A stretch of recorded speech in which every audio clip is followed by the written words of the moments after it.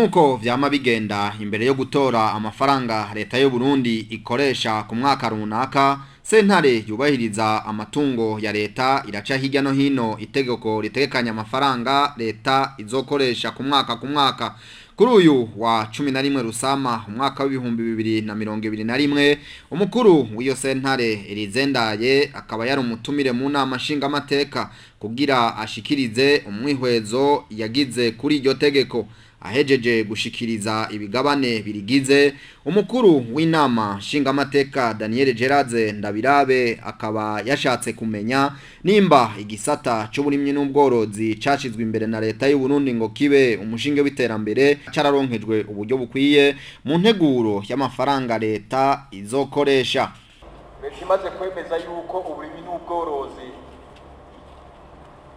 arivyo bigiye kuba isoko ryo kugwiza umwimbo n'ubutunzi mu gihugu, hari ahantu boba barerekanye yuko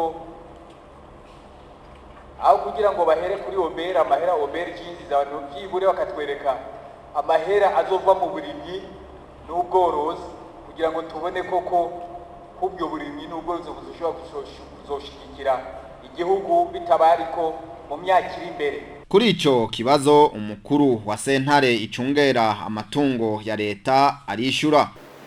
Usomye exposé des motifs ya projet de loi de finance hanyuma mbere ukinjira ndani mu maprevision urabona yuko i projet de loi de finance yagerageje kugifatirako kuko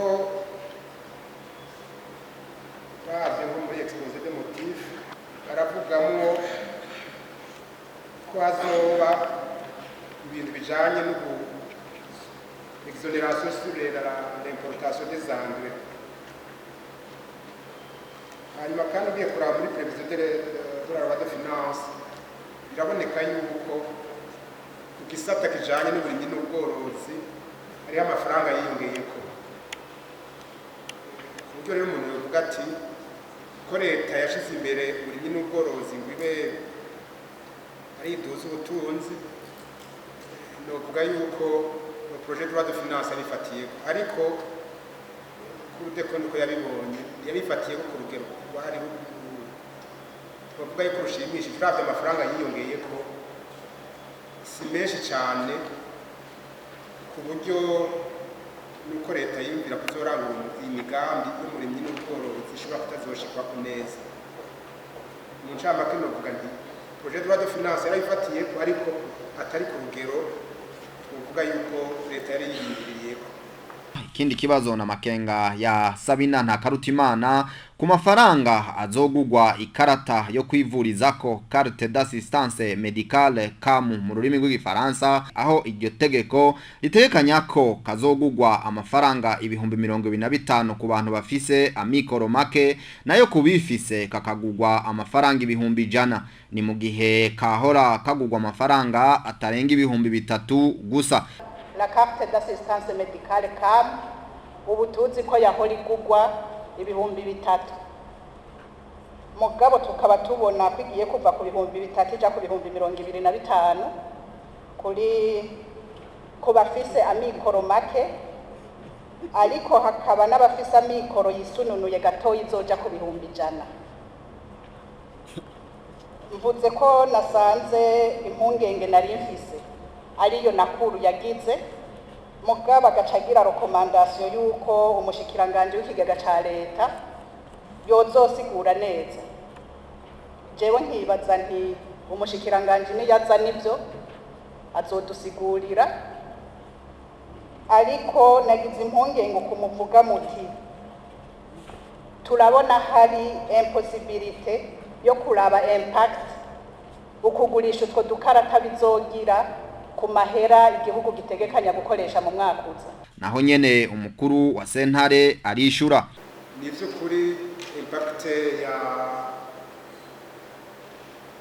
ya maroseta azova muri iyi carte d'assistance médicale ndiboneka muri iyi projet de loi de finance, kandi mugiye gusoma n'ahandi henshi mu zindi mesure fiscale sentare yagiragarwa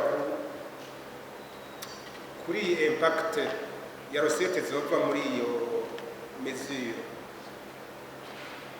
kuko ni vyiza yuko muri projet de loi de finance bavuga bati hazoduga amarosete kubera iyi mesure yajeho, mugabo uterekanye uti ayo marosete azoduga azobangana gutya,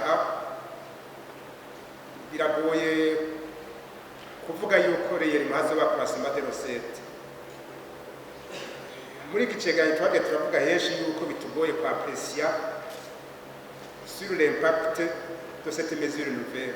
Ni ukuvuga yuko ntitwabonye yuko la croissement de recette ivugwa muri projet de loi de finance iri réaliste cyangwa itari réaliste, kuko ntibavuze bati iyi recette izozana miliyaridi 5 cyangwa miliyaridi 6 kugira ngo duheze turabe tuti mbega izi miliyaridi 5 cyangwa 6 bazifashe bishimikije iki kugira bazitegekanye gutya hayi.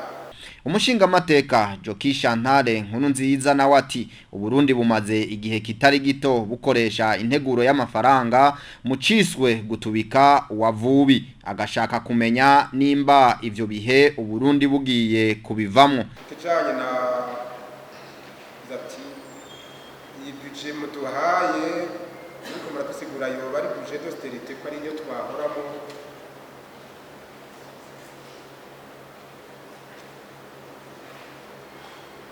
kugira ngo twafashanye gusoma kuko twese tuyisoma mu buryo bumwe.